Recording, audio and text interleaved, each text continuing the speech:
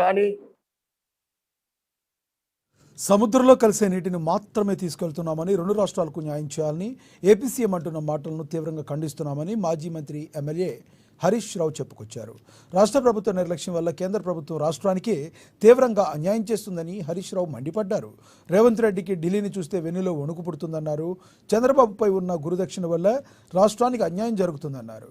సిద్దిపేట జిల్లా కేంద్రంలోని మాజీ మంత్రి ఎమ్మెల్యే హరీష్ రావు క్యాంపు కార్యాలయంలో ఏర్పాటు చేసిన మీడియా సమావేశంలో మాట్లాడారు.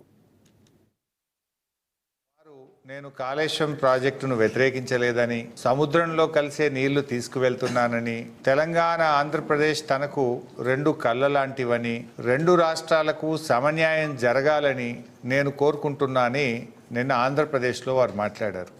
వాటిని ఆ వ్యాఖ్యలను నేను తీవ్రంగా ఖండిస్తూ ఉన్నాను. వాటికి సాక్ష్యాధారాలతో సహా నేను చెప్పదలుచుకున్నాను.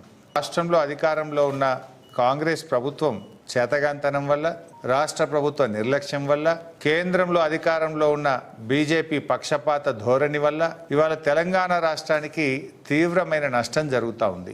రేవంత్ రెడ్డి గారికి కేంద్రాన్ని ఎదిరించే ధైర్యము లేదు, చంద్రబాబును ప్రశ్నించే దమ్ము లేదు. ఢిల్లీని చూస్తే రేవంత్ రెడ్డికి భయం, బాబు గారికేమో గురుదక్షిణ. నిన్న చంద్రబాబు నాయుడు గారు మాట్లాడుతూ నాకు తెలంగాణ ఆంధ్రప్రదేశ్ రెండు కళ్ళ లాంటివి అంటారు. ఆ మాట నిజమైతే బాబు గారు, నాగార్జున సాగర్ ఎడమ కాలువను ఎండబెట్టి సాగర్ కుడి కాలువలో నిండుగా నీళ్ళు తీసుకుపోతున్నావు కదా, దీన్ని ఏమంటారు అని నేను అడుగుతా ఉన్నా. ఇవాళ నాగార్జున సాగర్ ఎడమ కాలువకు సరిపోయేంత నీళ్లు లేక ఖమ్మం జిల్లాలో, నల్గొండ జిల్లాలో రైతులు రోడ్లెక్కుతా ఉన్నారు, పంటలు ఎండిపోతా ఉన్నాయి. ఇదేనా రెండు కళ్ళ సిద్ధాంతం? ఇదేనా సమన్యాయం అని నేను అడుగుతా ఉన్నా. నాగార్జున సాగర్, శ్రీశైలం, కృష్ణానది జలాల్లో ఆంధ్రప్రదేశ్కు తాత్కాలికంగా కేటాయించిన దాని ప్రకారం 512 టీఎంసీలు రావాలి, ఇదే ఎక్కువ.